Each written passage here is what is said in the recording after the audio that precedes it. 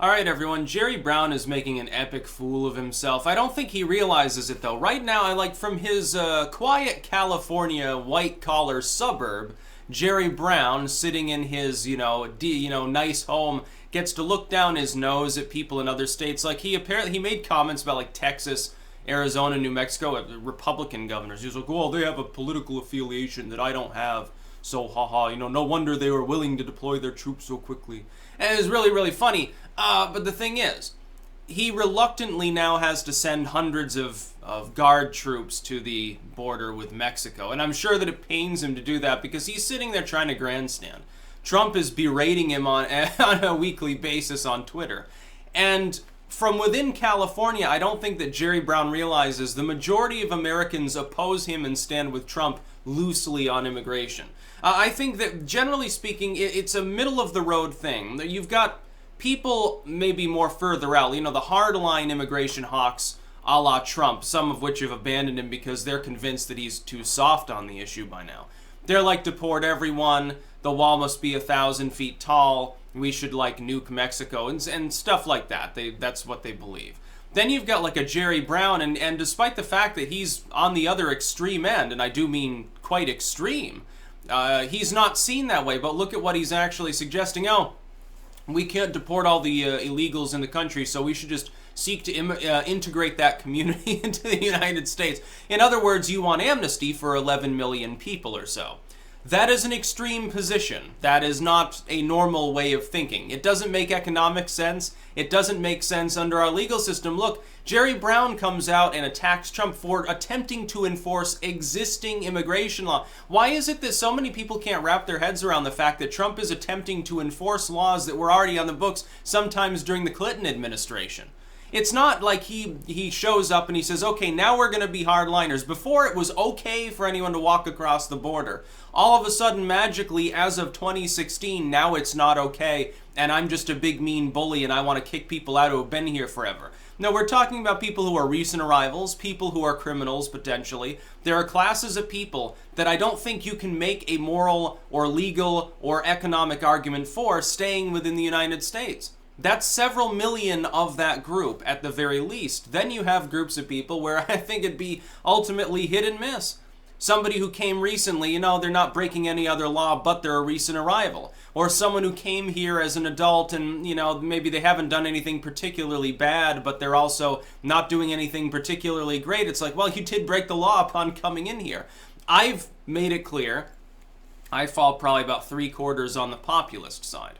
That is, there are a few select classes of people that I wouldn't be willing to deport myself. If someone came here, they're like 2 years old, riding on their mom's back across the river or something. No, I'm not going to send them home, honestly. And I don't care about the whole chain migration thing. I think there are limits on it. Maybe give leniency to their parents or their direct offspring. Other than that, no, saying, oh, well, yeah, but my brother should stay here. No, your brother was an adult when he came here. Sorry, but your parents are going to have to choose whether to go back and live with your brother or to stay here with you. Yeah, they're going to be difficult decisions. It's difficult for a nation to decide what to do with 11 million people who came here without being invited. I would think that that's self-explanatory. You can talk about leniency and mercy and amnesty and things. Okay, that's fine. They came here as a very small child, have no connection to their homeland. No, okay. Yeah, I would let them stay if they're not like a desperate criminal. And by the way, I don't care if, misdemeanor, like, traffic ticket or you smoked weed. I don't care. It has to be a violent crime or a felony, money laundering or something, or just general, you've gotten taken in on smaller crimes a dozen times. Okay, there might be a pattern here. Otherwise, I don't care. They served in the military, especially with distinction. Yeah, okay, that's fine.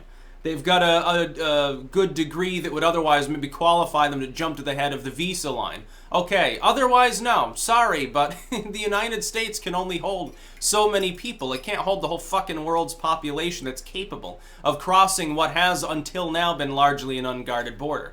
During the Obama administration, Obama came out and simply began ignoring existing law and refusing to enforce it. That's essentially what he did, to the point where states along the border deployed militiamen in order to try to solve the problem. And Obama had a huge problem. Oh, well, this is not merciful. It's not legal, and it is legal. The citizen militia, private individuals, they can go along the border if they want. They can round people up and perform a citizen's arrest as long as they're not breaking any other law in the process of doing so. And the courts sided with them. Obama was wrong. Eventually, I think that largely they'll side as well with Trump. Here's one caveat, is that the Gorsuch thing we saw yesterday. Gorsuch sided with the 4 so-called liberal justices in SCOTUS to actually side against the Trump administration on an immigration battle. But the reason isn't they're saying, well, Trump can't enforce the law. They're saying the law was too vague. That's actually a good thing. By the way, I side with Gorsuch and ironically the liberal justices on that. People acting like that's, oh, this is a slap in the face of the Trump admin. No, it's called craft a better law. Tell Congress to get off their ass and stop making vague things. Vague laws have always been a problem. Vague laws is why a bunch of people end up in prison for something that shouldn't technically be illegal all the time. Oh, now like that, look at the drug scheduling system. I would say that that's fairly vague. The establishment of a drug scheduling system that doesn't require a component of actual truth and is totally arbitrary, yeah, I'd say it's been a problem for our country. Vague laws aren't a good thing. Neither are opaque or overtly long laws. Keep it short, simple, terse, and very, very constrained. You'll have a better republic. So, yeah, I applaud the SCOTUS on siding against the Trump admin on an immigration law, oddly enough. But Jerry Brown, he thinks from the comfort of California that everywhere else is like California. If you're in California, about 2/3 of the population are going to side with Jerry Brown. Especially in the urban areas, it'll be like 90%. It's an echo chamber. Yeah, they say we should have blanket amnesty. Guns are terrible. We should outlaw those. Taxes are too low. You know, it'll be a popular platform if Jerry Brown were to run for the presidency. I will double your taxes to pay for more welfare. I will take your guns away. No, you shouldn't have them, you fucking stupid barbarian. Red states are backwards. It's sort of like the Clinton mentality. Oh, I want areas that are forward-thinking. There aren't a lot of forward-thinking areas in the United States, Miss Clinton. That's why you're not in the White House. Yeah, that's basically what she's intoning. Oh, 99% of the nation's land area is controlled by backwards rubes, according to Hillary Clinton. Yeah, including, by the way, traditionally blue areas that are technically still controlled by Democrats. It's just that they're Democrats who don't want to target the middle class and drive them out of existence. Jerry Brown doesn't realize that the vast majority of the country is populated by people who lean towards siding more with Trump. It's not complete. It's not, the average person in this country doesn't want to deport 11 million people, but they probably want to deport 8 or 9 million of those people.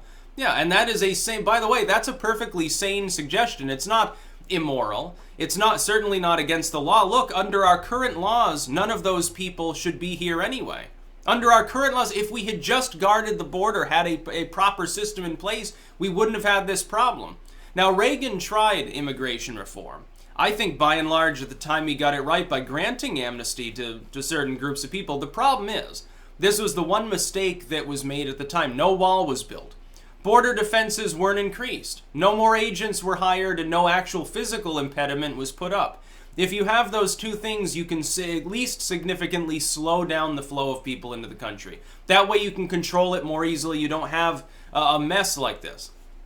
I think as well, perhaps Congress should look towards muzzling the executive branch's ability to use discretion to refuse to enforce the law. That's essentially what Obama did. A lot of the problem is that for 8 years we didn't have a border. That's basically why we have this difficulty in the first place. It's also a reason, not a major reason, but a reason why Trump won. He won on a platform that included we're going to build a wall, we're going to deport a bunch of people. What doesn't Jerry Brown fucking understand about that? The fact that California wants to hold out, you're one state out of many. You don't have the ability to prevent everyone else from guarding the United States at the state level just because you happen to share a border with a foreign country. You're a state. You don't get to control that. The federal government does. And the federal government has certain responsibilities. Congress gave the responsibility to the executive branch to enforce immigration law as is written. Obama refused to do that. The courts dragged their heels on keeping him accountable, causing this problem. Trump has simply restored the rule of law over an international border. That's all he's done. And yet Jerry Brown has a problem with that. Thankfully, the other 3 states on the border do not. Texas, probably least of all among them. It's funny, Arizona, run by the McCainites. It's going to be funny to see over time how they maybe flip in the Californian direction. It's sort of a cancer that's growing in the southwest of the United States. whereas now the Rust Belt is healing, at least on certain wedge issues. By the way, I say that as someone who's not a Republican or a conservative, but it's clear that one of these platforms is at least somewhat superior to the other in terms of the long-term survival of the United States, its ability to continue functioning and not having massive economic problems. Absolutely. So California is in the wrong, legally speaking. As far as what people's opinions are, most states outside of California, I think, would generally agree. The majority of the population would be against Jerry Brown's proposals. Now, I think we need to conduct a poll. Do you support giving amnesty to 11 million illegal immigrants within the United States? I bet it'd be about 80-20 against the idea. I bet it'd be overwhelming. You can rephrase it differently. Oh, do you think that we should grant mercy to a bunch of little kids or something? Yeah, okay. Well, yeah, we might get a different result. Be clear and be truthful about what Jerry Brown is actually proposing here. He's proposing blanket amnesty. He can beat around the bush and not use that term all he wants. That's the only way that he would accomplish exactly what he's talking about. And for him to come out and pretend like Trump is the one that originated our immigration system, all he's done is make a few tweaks to it. He prototyped some wall components, which hopefully do end up starting to go up. That would be wonderful. Prototyped some wall components, temporarily blocked people from certain countries from coming here as refugees, and then began actually doing what was being done before Obama's second term anyway, which is deporting people in accordance with federal law. Congress decades ago passed those laws. They date to the Bush and the Clinton administrations largely, some older than that. It's not Trump's laws. It's not Trump's immigration system. You're just seeing a president for the first time in almost a decade who gives a damn about actually enforcing the law as it was written. Now, we can talk about discretion in the case of the violation of the Constitution. I think it's okay, apply that to the drug war. Immigration law is cut and dry. Look, under interstate commerce, yes, the federal government has the right to enforce these laws. It's an international border. It has nothing to do with your state sovereignty at that point in time. It has nothing to do with it. So, that's about all. Peace out.